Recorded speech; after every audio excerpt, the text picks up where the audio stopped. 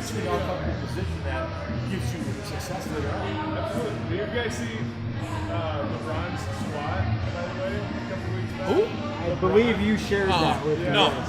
But anyways, this guy's squatting. He's got boxes about this high, sitting up on both sides of the bar. He's got one 20 or a 10 kilo plate, one green 10 kilo plate, and he has two of those thick ass like red and white training bumpers, like the kid bumper. Okay. I'm talking about. Okay, the 5 kiloers. Like a sumo deadlift stance, and he's going down like 6 inches. Things are shifting. You know, and that's Who's this? LeBron James. And that's one of People, those. people consider him to be one of the most athletic people on earth, but they can't squat. You know, like that's the product of murderous specialization. Get him in the weight room, they can't do shit. Well, Oh yeah, well like I I remember seeing a video of RG3 doing squats. He's so strong. And I'm like, he was squatting, you could see like internal rotation. Fucker blew it out his A ACL. lot of that too could be a lot of their personal trainers afraid to put them in uncomfortable Yes. positions and look at injured. Yeah, because they're worth millions, which I don't blame them. I'd be look scared at the too. Alabama athletes. So many of those guys, they can't push some of them to their matches because they don't want to get injured. Yeah. But You have to prepare them Yeah. to get on the field or court or whatever. But at the same time, you got to throw a stimulus where they get better. well, how about you? Right. I mean, you going from a raw bench to then learning the mechanics of a shirted bench, right? And then going back to a raw bench. Are there big differences in those? Obviously, or kind of the same for you? No, there are differences, and what I would say is, you know, I've never worn a super tight shirt. I don't wear super tight gear. Okay, Yeah. so I'm not. Just Lululemon Yep. outside. Well, it's not that I haven't gotten good carryover on before. I mean, but it's just that I'm not the guys that are pulling out 150 pounds. I don't wear the gear that tight. So my bench pattern, to be honest with you, I have found that later in life I have modeled my raw bench pattern a little more closely to my geared bench for just a couple reasons. One, I like a wider grip. And so I train inside and then I shift out when it gets to meet time, right? It's not that I never train wide, but it's for me, when I bench in my shirt, it's advantageous to get as wide a grip as possible. So which is why you see the Japanese lifter turning their wrists out and covering the rings with their index fingers, because they're just to create, they're half inch of leverage, right? They've probably been doing that since their babies. Absolutely, right? But still, that's what they're doing. So for me, I had trained for so long going wide. My lockout at that point, at that width, was solid. So I thought, well, let's just get better off the chest. So I started working some speed off the chest to try and get that back. I get her about halfway, and the bench just pops straight up. But so for me, it's a little bit closer. But there are guys that, like you said, most guys don't go, especially my size, go index fingers out on the rings. This is the bar path different too in the shirt. Where a lot of guys come down almost like the belly versus bottom. 100%. Those shirts are designed, if you take a look at where that seam is on the back of their tricep, when they're coming down, and of course a lot of them they're pushing the chest. Now we all do the same thing with the bench. You get that chest up, right, as they're strapping, shoulders back and down. However, those shirts, your goal is when you put one of those, for me, is elbows under the bar the whole time. And that's all I'm thinking is I'm lowering it, right? And too many people get the whole elbows in, they try and bring their elbows in right away, and then they're kind of stuck, they can't get off. Keep your elbows in, and the reason why the low touch is, the shirt takes you to that point, to where your touch point is, or where the bar, and then, what you see is that the bar all of a sudden comes shooting back, and all they're really doing at that point is, you throw back towards your eyes and get your elbows out. Get those elbows to flare hard. Yeah, I think a lot of times that too, like for larger guys, or once you're absolutely built, I think it's hard sometimes even naturally to get that bar to your chest. Sometimes it's so tight, and then you put a suit on, it's 10 times harder to get that enough weight on the bar you can touch your chest. We look at like Jonah Leo, Sioux Falls. He's an IPF world champion in open, former world record holder out of Sioux Falls. So again, he's an hour away from me, and I've been lucky enough to go down and train with him.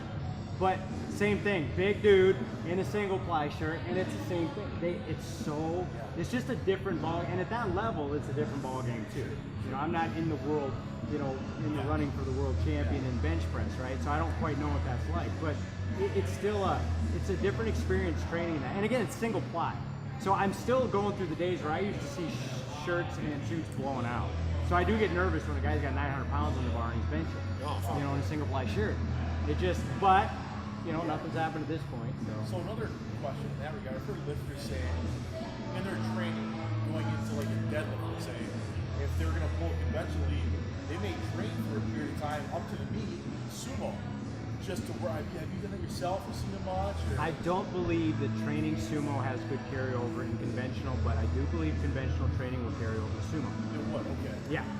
I do a lot of conventional pulling in my off work and volume. Most of my volume work in the last cycle is conventional pulling. And when I put, and that's the other thing too, I've been pulling sumo a lot of years. It was the first stance I was ever shown. Ergo, that's what I got used to doing. Yeah, absolutely. Yes. And so that was the, why? Oh, look from USA, a guy who's pulling sumo. Every page there was a guy pulling sumo that looked like me, right? Smaller weight class guy. So in my head, smaller guys, sumo puller, big guys pull conventional. Well, that's easy. That's what I'll do. I rarely ever did conventional pulling. I mean, I'm talking 30s, mid 30s before I did some, any real conventional pulling. Not warming up or you know, I'd get some conventional pulling when I'd power clean, right? The stance, yeah, okay. So it was a little, but over the years now, I've been throwing that in, and I found that I can train, and the thing for me is, I can train my conventional, and my top end of conventional doesn't reach my sumo, so I don't put quite a load. I'm still getting stronger, but then I can switch my stance back to sumo right away and then still get a just good go. pull. Yep. Yep. Which that makes sense. I mean, I know there's some carryover, you know, with squats and deadlifts too, depending on the person. But that's something like me. If I pull conventional, I'm fucking terrible. You're If lower I pull, back. yeah, I've had a lot of lower back issues from my football career. But if I do sumo, I'm not even starting the next day. Right.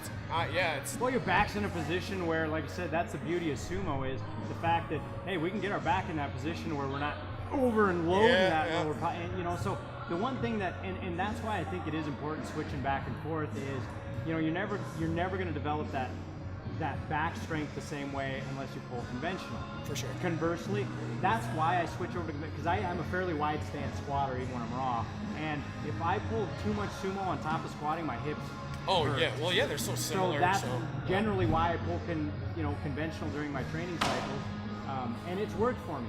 And so I don't force that on people, but I don't have a lot of sumo pullers.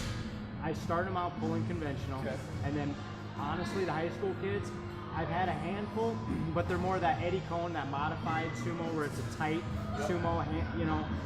I've had kids do that, but it's too technical of a lift for the time I have with those high school kids. And that figure squat then has been consistently always the same for you, or have you progressionally made changes to the low bar, high bar, outside, inside? You know where it sits on my back hasn't changed a lot. I would be called a lower bar squat, but that's just where the shelf is in the rear delt. My stance has widened out the older I've gotten. And I'm a stronger hips and posterior chain lifter. Not that I don't throw some other, but I am not a quad-centric guy.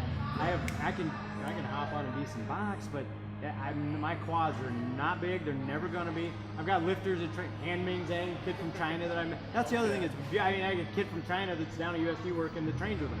Found us on the internet, right? Wanted to train with us. So got huge quads, right? That's something I'm never going to have. I'll still hit the lifts and try it for it, but it's just not me. It's not how I'm anatomically put together. And I think that work on your strengths, what God gave you genetically or however you put it together. Work on those, but fill in around it. You know, with the GPP and working in the others, you can always get stronger at something. If my sumo's style, I'm going to try and set a new PR in conventional, right? If my bench is feeling like hot garbage, let's try and set a new incline max. We keep a whiteboard for a reason, and that's something I think every gym needs to have is a whiteboard to track what you got going on. Now we're bringing ours back. We used to be religious about doing it, and then we got into a little bit more, you know, linear periodization. We had everything was drawn out. So there wasn't opportunities to hit PRs and set new numbers because that wasn't the style of training. And that's one of the things I love about having that whiteboard back is that's the other thing. If I need to put 5 more pounds on it, but I got 10 in, it's still a PR. You know, I tell that to the kids all the time. Well, they hit it or they're 5 pounds under and they kind of smoke it. I'm going to put 20 on. How about put 10 on? Yeah. Hit that number. Slow your roll. And you always ask them, like when they go to meets, especially third attempts, oh, where should I be at? Because we come in with some kind of a plan, but I ask them, would you be more pissed if you left going, man, I should have put more weight on, or I overshot and I ended up with just my second. You're always going to be more pissed with the lap. Wasn't that one of the? What do you feel about that? I mean, it's always one of the egoless things you can do though is staying in your lane. It's so hard to do. It's like you see guys all around you making these huge PRs and girls making these huge PRs. You want to get one too. So whether or not it's the conjugate or the linear periodization, do you think it's important to do some of those big matches throughout, once a month or whatever, to find a react continuously, or is it better to stay away from that until the beat comes itself, whatever your breaking point is? I've trained with guys that have had success doing both, and I hate to kind of take it that direction, but to answer your first question, I absolutely think it's imperative for people to push themselves into that PR section, whether that's a 3 or a 2 or a 1, pushing themselves to hit a new number. For a guy with testosterone, it's a hormone that we can feed it, right? So let's continue to do that. And there's something to be said about bending down and picking up that, 4 plates on a bar looks badass. Hell, the first time you walk into a gym, 2 plates is a big deal. Remember that first time you hit 2 wheels on it? I mean, that's incredible. And so yeah, we can share in that joy when someone comes in and hits that type of thing, but I think it's super important. Now, kids, I don't believe, I've seen a lot of really, really young kids, going for like max, and here's my issue with them maxing out, as it were, and I'm using finger quotes, is you see things are not tight. The kids don't, proprioception level is not there for them to be.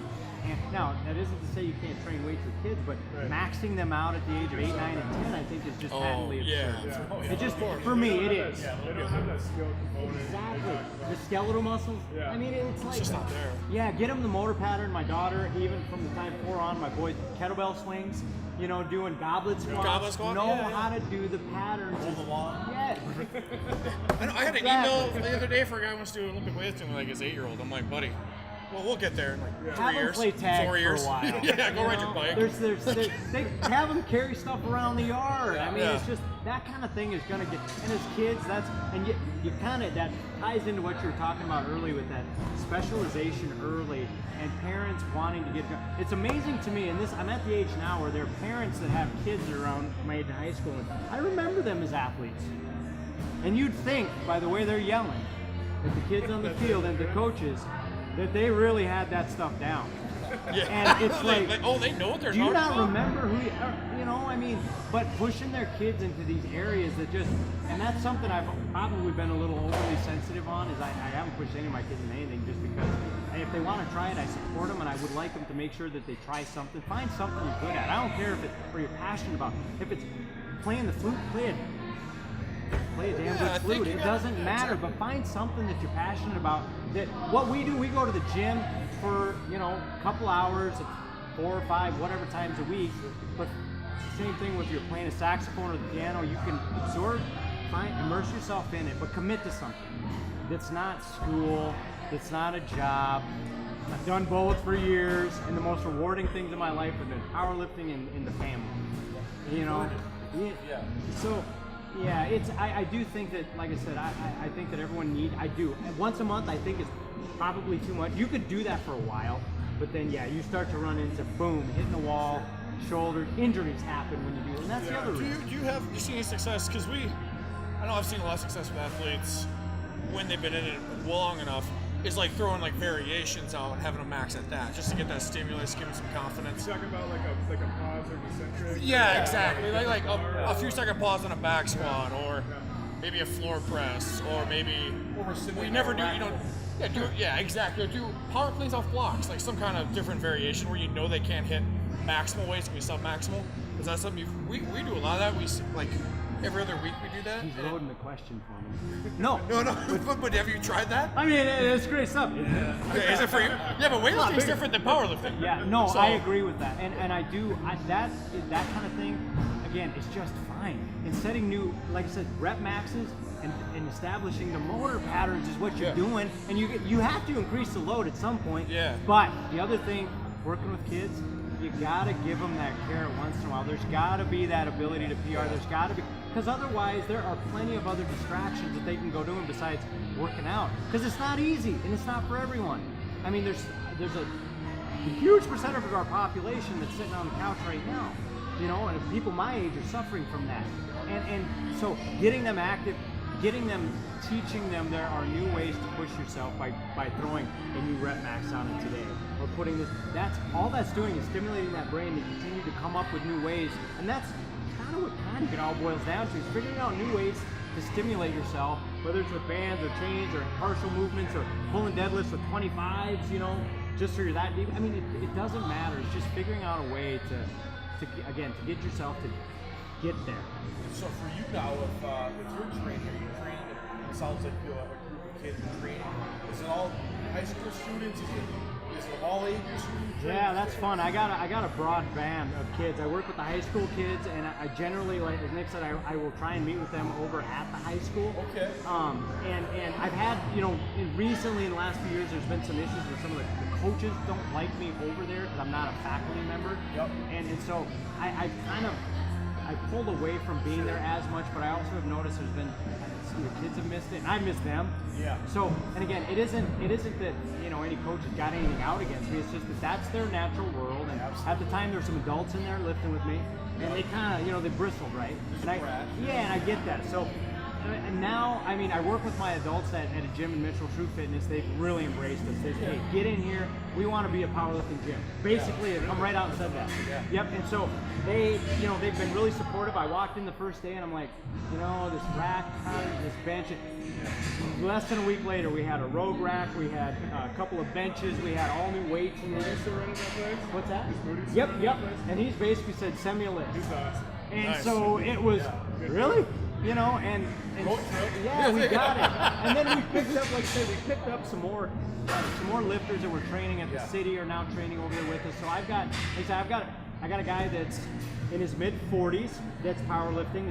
He's actually the assistant chief head of the fire department in Mitchell. And so he's been training with him about a year. We just had a mock meet this last weekend where he set PRs. His daughter's in there. His wife has started training with me because she just wants to feel better. She just wants to learn how to move better. And that's how we're starting with motor pattern. How to get up out of a chair. Something as simple as watch anyone get up out of a chair, whether they're over their knees go over the toes, and they're pushing up off their quads, and they wonder why their knee feels like they got an ice pick in. Oh, Jesus. They're not using their hamstrings or posterior chain at all, right? And so you work with those people on just redoing their motor pattern so that life's a little bit better for them. Then we can put them under a load later, right? But work down with the kids, right, all the way through. And like I said, I've worked with kids right before their freshman year, where that's a lot more volume, a lot less working up to heavies. And then, like I said, I've had the folks into their mid 40s, so there's a big range of athletes that I'm working with. I got one gal. This is Tristan Hildebrand is one of my lifters, and she's really near and dear to my heart. She was in the neonatal intensive care unit with my son when they were born. Now, this is 17 years ago, and she showed up into the high school, as it was her sophomore year, and at the time she was 59 pounds, and just involved as all get out in a lot of sports, but due to just her stature and size, limited in the amount of activity that she could get with that practice and everything. But when it comes to actual competing, not able necessarily to do it, just decided the competition and some of the limitations that came along with it. So she starts powerlifting with me, and a year later, she was at 76 pounds. That's a huge gain for a body of that size, right? And she doesn't miss workouts. She always shows up. If I have to cancel on something, she flips me attitude like, the hell you at? I mean, she really bought into it. But that's I mean, what you want, though. that's just 100%, it. So I got yeah. this little girl. She took one of my proudest moments. She took third last year at the state high school powerlifting meet. And this is, like I said, the thing that powerlifting is providing her. First of all, I had to tell her, right, there's weight classes on. I mean, do you think someone like me, when people think powerlifting, they look at guys your size, right? And that's a powerlifter. I explain there are weight classes for a reason, and this is to level the playing field a little bit for you. And like I said, she won her first powerlifting meet, and then at state she ended up getting third this last year. And it doesn't matter what else she's going to do in life from a team standpoint. She is involved in other team sports and is participating now, but the ability to step out on the platform and, like I said, get out there with competition and medal was, for me, was just one of the. 'Cause like I told her when she walked in, I remember you when you were literally days from being born, you know.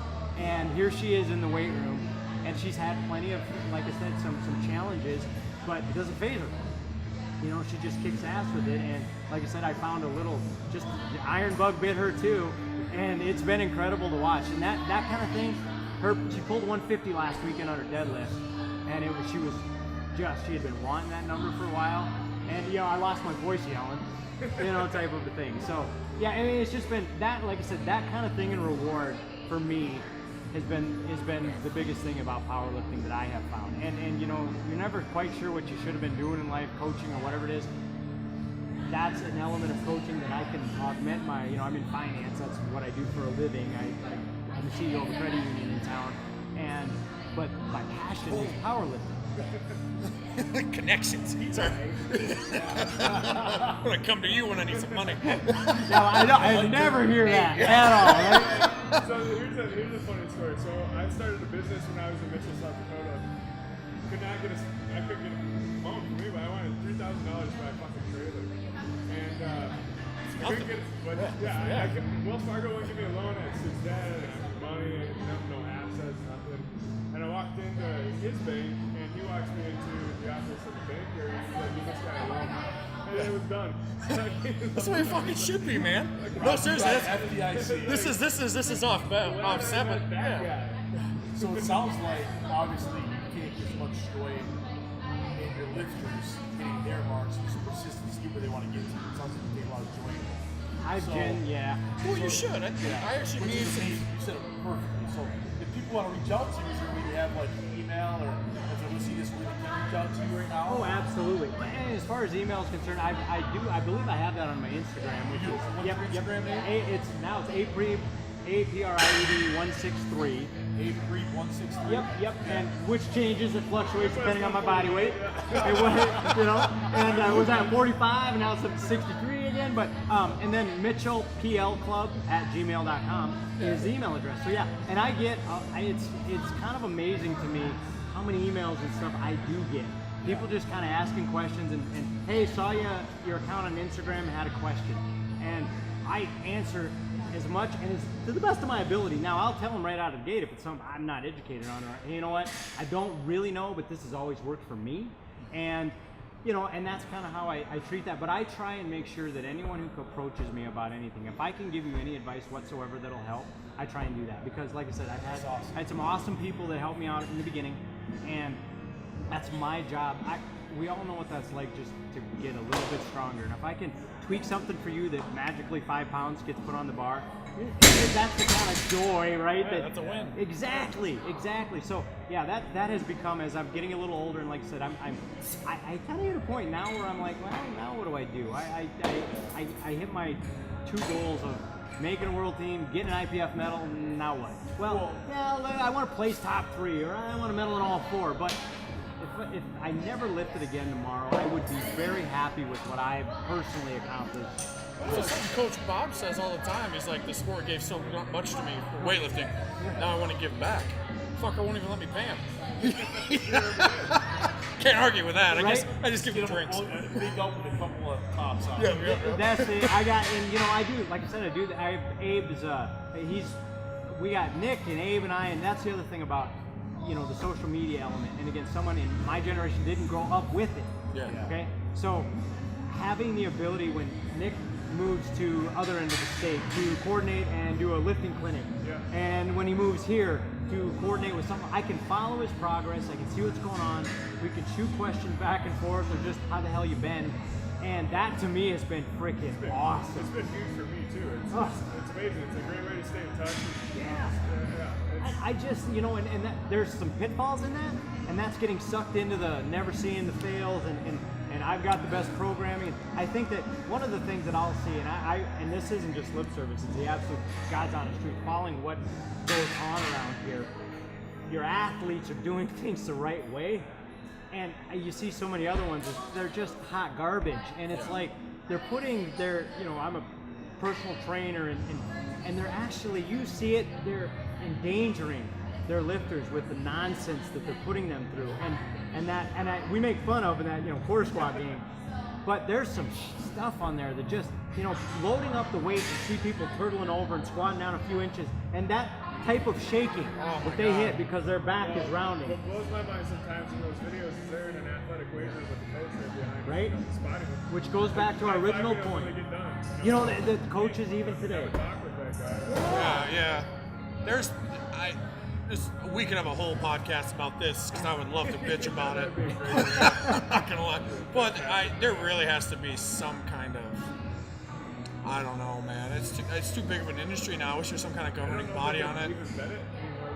It's too hard. I don't know how they would do it, but and that's self-policing, man. It's calling shit out when you see it. No, I agree. Well, I know Florida tried to do something, and then a bunch of people stepped in. There's not gonna be enough trainers for all the obese people. No, but it'll be the right fucking people though.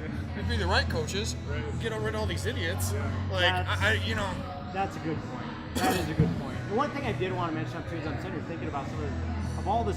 I will say this too: competing for 20 plus years. You asked if my dad helped train with me in the beginning, and the answer was no. But he was so supportive. Both my parents are incredibly supportive of me in that endeavor. And I played basketball my whole life, and I quit my senior year, which was Muggsy Bogues your favorite player? Honestly, no. But I did admire the guy, right? Sorry, no, it's good. I had that poster, the Minute Bowl and the Muggsy Bogues. Oh, really? Really? Yeah, I remember that. Right? I identified more with Muggsy. Okay. The Minute. Bingo, right? Yeah. So, God, dude. The Muggsy Bogues. Where was I even at now? Geez, that took me way off. But no, my dad, both my parents being incredibly supportive. My wife, I trained 4 days a week. We got, like I said, we got 2 kids living with us. My other son lives primarily with his mom, but we got activities, and we're just, I don't ever have to I just tell her when the training is, and she gets that figured out, and that's something I know I am incredibly blessed at. We've been married over 10 years, and she, again, is as excited for me when I come home with the PR. She knows right away in my face how training went, right? It's just, but having that support, I did have it from a young age. I had someone that was, my dad was more of a, hey, kind of kick you in the ass if you needed it, pick you up and dust you off, in the same token. I had a really good support unit, and then when I met my wife, but again, it's also important, and I think, and I tell this to friends too when they're getting in relationships, first of all, keep your brain on what is important. You're choosing to share your life with someone. Now, that does mean sharing. We can't have it all our way, but at the same time, you got to make sure that you let them know how important this is to your life. I think that's huge too, to emphasize on that, because there's a lot of friction, obviously. If you don't set the table right out of the gate, you can't be mad at anyone later. It's never going to last then. Otherwise, bingo. If you're going to change who you are. Right. And we're not talking about polishing the edges is one thing. Changing who you are at the core is something completely different. You can't do it. No. You can't. I haven't heard that before like that. Let's quote that shit. Yeah. Let's go. That was good. That's old man wisdom right there. Bingo. Well, marriage number 2. Had a marriage that didn't work right, and a stepson and a son, and then I get remarried. I got another stepson, and then we had a child. A dynamic, right? I mean, which city do you go to? They just go to community center. They all come. College. So it's just like, but it's. We got the Ric Flair of South right? Dakota over Yeah, here. exactly. So it's but finding that balance, and like I said, but being. I'm fortunate, but we set the tone right away, and we were also, again, when you kind of meet up after being in relationships, you're also pretty honest with one another right out of the gate, and I think that's something that people that haven't gone through before don't do. You don't want to I don't want to bring it up because I don't want to make it a big deal. Nah, that's garbage. You don't bring up every single thing that's bugging you, because then you're just being a prick. But you need decide what's important. And I think that's the biggest thing for me. And that doesn't matter what it is. If it's powerlifting, if it's marriage, if it's raising kids, if it's your job. really focus on what's important because there's so much noise and there's so much static. And you know, for me, it's been over the years you get attuned to that, okay? And that's why I try and pass the message on ahead of time because I never had someone directly say some of these things to me. And if you articulate it in such a way, and you made it a point earlier, someone says something, you just clicks a little bit different, you know? And there'll be something that you pull out of this that maybe just was rephrased a little bit different. You always had that coach and maybe just said something a little different. Every other coach yelled the same exact thing. He just turned the phrase or changed the context, and boom, it hit, right? So I think, like I said, there are no secrets in that realm, but it is. Decide what's important, okay, and be honest. That's the other thing. And I'm pretty brutally honest, but I get the same thing from my wife. I don't get all butthurt when something, well, as much as a guy does get butthurt, because we tend to, you know. But, you know, and that's the other thing. My wife understands we are an ego-driven species. The male ego needs to be stroked once in a while. Oh, yes. And so, and that's it. She's spectacular. She's not overbearing. She's one of those suck it up type of guys. Good but woman. at the same time, she is one of those that she knows when I need a little bit of, hey, you know, you've been doing this a long time. You're really good at what you do. And people respond to you. And those days where I'm just hurting and the training's going like crap, and maybe there was an awful meet or the lip telling you, listen, you're impacting people in a positive way, so how bad can it be? Yeah. I think that's a great. Well, I think that's the way that the value that even the environment right now in this podcast in the gym, it brings out that trustworthiness that you're able to open up to us right now and give us this advice. Or when you're working together, you may think it's all about the weights, but actually you learn so much from each other about life like this. Because I think a lot of times it goes unspoken, but you gain so much as those relationships you build over respect. Because it's not even how much you live the day in and day out life. You're going through those days, you're going through those hard times, but this is how it's here. Yep. It really is. you got to have the why. Absolutely. Yeah, And it has to be a reason why. you had that training, you've had those days, those training partners, and you know damn well what they're good for and what they're not, and they're just not hitting it, and you sometimes gotta get them on, you know, bite them in the ass a little bit. As adults, we do that. We can, you know, find a training partner that can take it, for one, you know, because not everyone can. Same with employees. Bingo. Yeah, no, it's true. Not everyone is conditioned to do that. Now, are there times we wear kid gloves? You know, job, yeah. You know, your personal life with your kids and your relationship, sure. In the gym, I don't know. Yeah, they're kind of always off. It's fun. It's gotta be a little bit that way. Yep. You know, there's times when you just suck it up. It's just, and there are times I say that to myself all the damn time. You know, quit being such a wuss about whatever it is. And that's the other thing. Leave your shit at the door. You know, whether it's work and whether it's, and that's the beauty of the gym. You can leave it at the door. Guess what, guys? Shit's gonna be there when you leave. So just leave it there for 90 to 120 minutes. Do your thing. And the other thing you all find is, you know, that anxiety and that the static that was just emanating off of you when you walked into the gym ain't there anymore. Oh, 100%. That's. I know. I've been doing this a long time, not as long as you, but you can see people's tones change. Even though when you know something, they'll tell you something's going on. Hell yeah. But You they can don't- see it. You can see it in their face. Even personally, sometimes. I mean, Yep. you have a life, we have a life. But if you're not, I know for me, if I didn't train, I'd probably be in prison. You'd have to find Or something I would- else. Yeah, You dude, would just- have to find some people something need an else. outlet. And that's the You've other been thing. riding Huddle for so long. Yeah, exactly. I can only, and we live in Minnesota. I can only ride it so here. That's just it, right? But yeah, everyone needs an outlet. That's something that's great. As you can see, like I've had people come to class and you can just tell something's going on, and I'm like, do you want to go do a different workout and die? Meaning like, let's kill you. Let's work off some of that shit, and it works. Or sometimes people are like, I just want to come in and go in the corner and be alone and just fucking bench or just whatever it may be. So you know, Yep. Which is a cool play. It's awesome to have that environment for people. And for those of us that really love this type of environment, it is our therapy. It is our place to go find. Oh, yeah. So whether it's, and you know, finding that meditative state. I mean, shit, we all get the heavy squats or whatever. The world closes in. There's not much else going on, and that's one of those things that's really hard to replicate because yeah, it's loud, it's noisy. Your adrenaline's rushed, but everything else goes away for a while. You can still hear commands, which is odd, but think back to some of your big lifts. I don't remember much about them, you know, other than I remember that feeling I get up there, but it all kind of goes away. And I think the things you do remember are what's vastly important to me is environment. Guess what? Your headphones aren't in. Right. They may be if you're doing a bodybuilding workout, but when you're in this environment, you remember the guy who may just help strap your knee, who may just tap you on your back, Yep. who may just give you a little pointer. It's those things that you're so dialed in on what you're doing, you remember those guys that were there for you to help to get to where you're getting to. Absolutely. And I think even in between, we'll talk, you just hit that big lift, or you fail, the weight falls everywhere. Right. It's just that camaraderie of talking through it.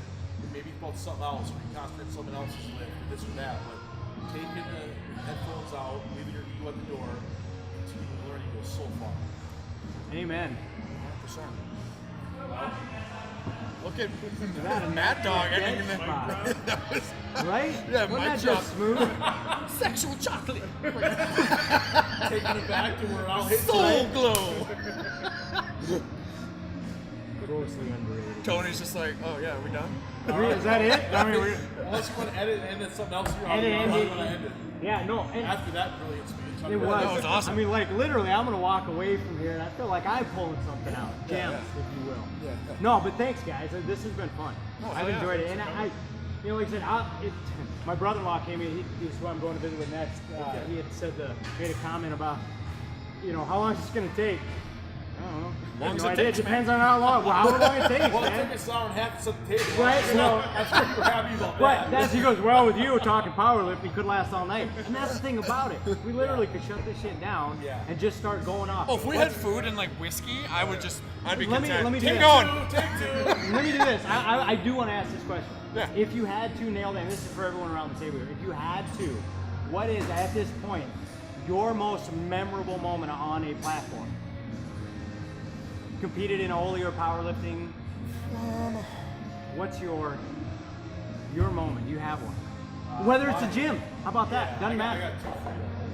One for me was I was in high school and we had a powerlifting meet in a neighboring high school down the road. We put it on the state meet, and I think I was probably 16 or 17. Okay. And I grew up on a farm, so I was able to have a little bit of strength going out, but it increased a lot over 3-4 years. In high school, and just continuing lifting, because all I cared about was being that 111th on the football team. I wasn't myself being there for those guys. And so when going into being able to just myself bench press 400 pounds in high school, I thought I was king of the world. Hell yeah. I couldn't clean and jerk anything, but I could bench press. Absolutely. It was fun. And then the worst would have to be, I cut my finger off squatting one time. Yeah. Now they reattached it, but every time I feel sorry for myself, I look down and think about how that healed. Right. When I came out of the hospital as black as can be, and now it moves, I have fun. So I think it's a bad day. You gotta find that. Yeah. You gotta find an even keel and all that. Yep.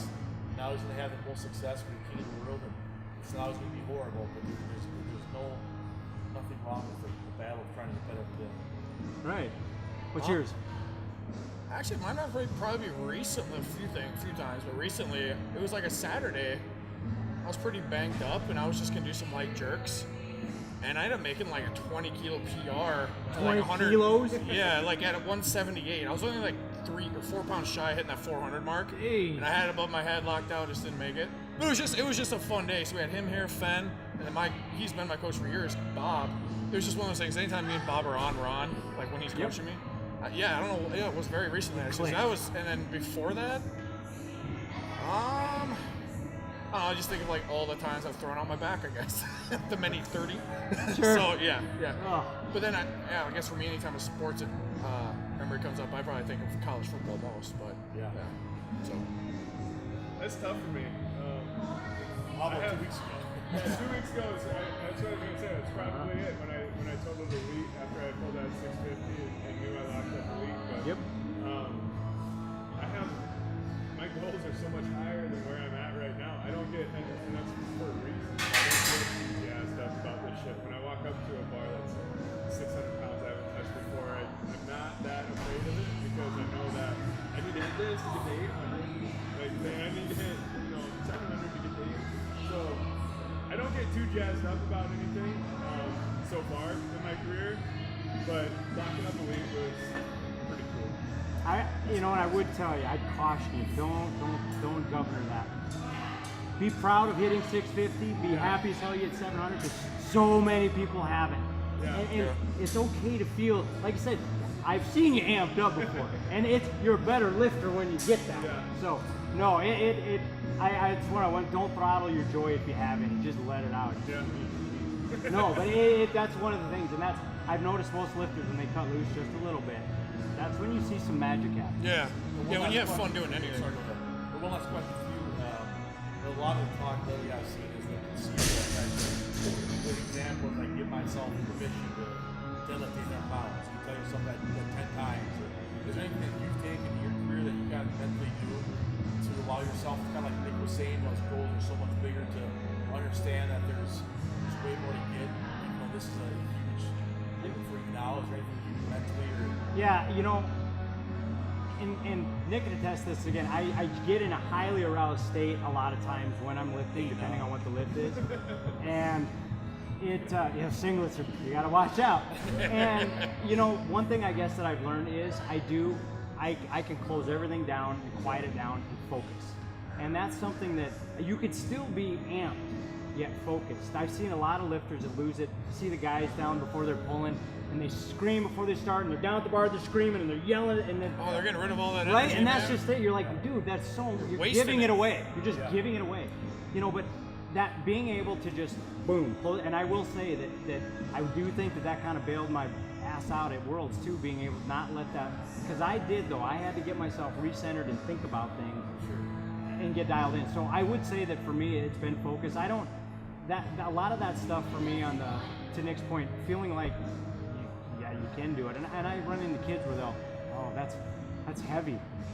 Yeah, I put a 2.5 on each side. The number is what's tripping you up. Yeah. And so a lot of ones with the early ones, I do the mixed plate shit, where it's 25 and a 45 and a 10 and a 5. I and a love big. training my weightlifters, the girls Damn with right. pounds. They Don't worry know about what's it. on Just go pick it up. Yeah. Oh, by the way, you PR'd today. Yeah. Like, You know, but I that's tried to do right or call it. yep. But yeah. The bench press. And that's something like you said, like that, like quiet tone of intensity before a PR, or even a big weight. If anyone's actually ever been to that state, it's a weird fucking place, is. but it's awesome if Well, you know how to go there. And you've read, I mean, not to, but you know, Dave Tate's in the void. That zone that you find that you're just, and again, it's not something you can teach. You just No, you just have it or you don't. exactly. You get it. I mean, you can Kill switch. you can tell someone kind of where to Well, I do think with you it, see but they that got to with all find it on their own. It's a You almost see that with all sports too. Yeah. You know what I mean? Like you could have someone who's a beast in the weight room, and you see them on a football field, and they're trash. Right. Or they're just big, and then they're a big kid with all the blessings of God, and then they're soft. They don't know how to use it. Well, you get that to your point. I mean, anyone who honestly, if they said, hey, because of his overall athleticism and you can see his strength, LeBron James, you know damn well that that's not what he's physically limited to. Right. No. That's what he's physically limited to in his current state of training. You know, so yeah, it's just, again, I do think there's a lot of garbage out there, and it at all levels. You've seen it, and I'm not pointing out, you know, that trainer. I'm just saying you've seen it from even at the professional level. You see some stuff that you're like, huh. I think a lot of that goes too back to what you guys are saying is kind of be aware of it. Sometimes it's hard for guys to turn that switch on, whether it's weightlifting and football, but guys who can turn it on, some of them have an extremely hard time turning it off, right? So they leave it and they're still assholes. They can't turn it off. Right. But the ones who Are you learn saying that art, something? the ones that learn the art, well, when you turn it on, when you turn it off, I think find so much more success. I don't think it's just a weight room thing either. I think that's one of those transferable skills. You know, whether it's sport, whether it's career, whether it's weight room. I think that's 100%. transferable skill. Well, like even if you're a boss, sometimes you gotta, I don't want to say be a prick, but sometimes you gotta call employees out on something, right? Well, Or, you have to be direct, and that's Yeah, my exactly. biggest thing. I'm a direct individual, whether it's in the weight room or in the office, and yeah, there are ways to say things that are gentler, so to speak, but the message has to remain the same. So I assume your employees respect you 10 times more for being that way too. I've had a Because you know good where he relationship stands. with most of my employees throughout my entire career. I've been very fortunate. Yeah, I've had a lot of good ones, and a lot of them really enjoy working with me because, again, I don't micromanage. I give you enough rope to hang yourself or to grapple the building. I mean, it's one or the other. But I do give that rope to you. That's the way to go. Kind of give people opportunity to show what they're made of, and Absolutely. if they don't, like, hey, what's going on? And that's just it. It's not for everyone. And that's the other thing. And it doesn't matter if it's a gym, if it's a team, if it's a job. you cut cancers out, man. You give them an opportunity Hold that to fucking reform lead. themselves. Otherwise, you cut a cancer out. If they're bad for the group, they're bad for the team, they're bad. Doesn't matter. Get rid of them. Don't waste your. There are some people, like you said, you might reform at some point, but it ain't gonna be on my time. Yeah. No, it's a whole other podcast. Right. That's no. Really, we just had a similar situation here. So it is one of those things. It's even if they're like perfect about everything, like all of a sudden someone can be a weed, and like you said, they're a cancer. You can see that in a gym, even as a member. Absolutely. Like big time. And you feel it. Yeah. That's it. You just something's in the air. Yeah, you can't even like say it. Yeah. But you know it's Yep. You know You it's can't there. put your finger right on it. You identify fairly quick who it's coming from. Yep. Generally. But yeah, you can feel it in the air when there's a cancer in the room. It's that negativity, and that's the other thing that I try to eliminate from my life. When I'm around people that you sit down and, did you hear so-and-so? There was a murder, and did you hear what so-and-so said? I get up and leave. I can't handle that type of negativity over and over and over again. I just don't want nothing to do with it. It's just not a state I want to be in. I Do I stay short understand from it? Sure. But that's not somewhere I like to be, and so then I just get up and remove myself from it. There's plenty of negativity out there. I don't need to expose myself to any more than I've already got. Yeah, for sure. So anyway, thanks for having me, guys. Yeah, no, it's been awesome. Are you back in the cities often? It's a 4-hour drive. So we were probably down here. My daughter did the national anthem for one of the Twins games with her choir group here a couple months ago. I wasn't able to come back for it. But my brother-in-law lives here, and one of my very best friends in the world lives here. So I don't get down here as much as I'd like. But as we're talking about, my kids are getting, in a very short time, are going to be out. I could go do whatever I want at that point. Oh, you're excited. We're planning on going. Yeah, I love my kids, but I can't wait to spend time with my wife in that regard. Yeah. You're 18? Out. Yeah, that's just it. Or you're paying rent. Absolutely. Oh, yeah.